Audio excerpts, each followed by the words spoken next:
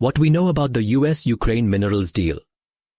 Ukraine possesses a wealth of mineral resources, including critical minerals crucial for various high-tech industries. Amidst the ongoing conflict with Russia, a significant development has emerged in the form of a minerals deal between the United States and Ukraine. This deal has garnered considerable attention and raised questions about its implications for both countries and the global geopolitical landscape. This report aims to provide a comprehensive overview of what we know about the US-Ukraine minerals deal based on publicly available information and expert analysis. Key provisions of the deal.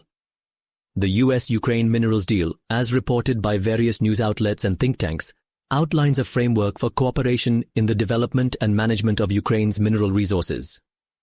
Here are the key provisions. Joint Investment Fund. The agreement establishes a joint investment fund with shared ownership between the US and Ukraine. This fund will be financed by Ukraine, contributing 50% of its future revenues from state-owned natural resources, including minerals, oil, and gas. The specifics of this joint ownership are still to be determined and may not be a simple 50-50 split. It also excludes resources that already contribute to Ukraine's state budget, meaning it will not cover operations by Naftogaz and Ukrnafta, the country's largest oil and gas producers. Focus on reconstruction and development. The primary purpose of the fund is to reinvest the generated revenues into projects within Ukraine, with the aim of promoting economic recovery and development. This includes investments in infrastructure, industrial development, and energy projects. Attracting private investment. The deal seeks to attract private sector investment in Ukraine's mineral resources by providing a structured mechanism for investment and profit sharing. Expert opinions and analysis. Experts have offered diverse perspectives on the US-Ukraine minerals deal, highlighting both its potential benefits and risks. Some analysts see the deal as a way for the US to recoup its investment in Ukraine's war effort. This perspective is particularly prevalent within the Trump administration, which has framed the deal as a means of ensuring that American taxpayers benefit from the aid provided to Ukraine.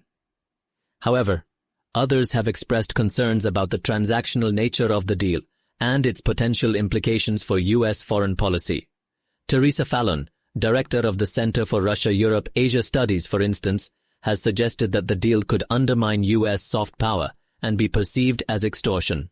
This deal reflects a shift towards a more transactional approach to diplomacy under the Trump administration, which could affect U.S. relations with other countries. There are also concerns that the deal could be seen as a Budapest Memorandum 2.0, referring to the 1994 agreement in which Ukraine gave up its nuclear weapons in exchange for security assurances from Russia, the U.S., and the UK. This agreement ultimately failed to prevent Russia's annexation of Crimea in 2014 and its ongoing aggression against Ukraine. The current minerals deal, with its lack of explicit security guarantees, raises concerns that the U.S. might not uphold its commitments to Ukraine in the long term.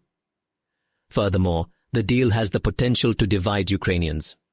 While some may see it as a necessary step for economic recovery and closer ties with the U.S., others might view it as a form of exploitation and a threat to Ukraine's sovereignty. The deal has also drawn criticism for potentially turning grants into loans. The EU, for example, has stated that it will not demand any of Ukraine's natural resources in exchange for the aid it has provided. The EU has also proposed its own critical minerals agreement with Ukraine, which is notably more generous. Macron, while initially supportive of the deal, has cautioned against an agreement that would come at the cost of Ukraine's surrender. This highlights the delicate balance that needs to be struck between securing economic benefits and ensuring Ukraine's sovereignty and territorial integrity. Specific minerals involved. While the exact details of the specific minerals involved are not publicly available, reports suggest that the deal encompasses a range of critical minerals and rare earth elements. These minerals are essential for various high-tech applications, including electronics, defense, and renewable energy technologies. Some of the key minerals that are likely to be included in the deal are rare earth elements. These include neodymium, lanthanum, cerium, praseodymium, yttrium, terbium, and europium, which are used in the manufacturing of high-tech products such as computer hard drives, television and mobile phone screens, and camera lenses.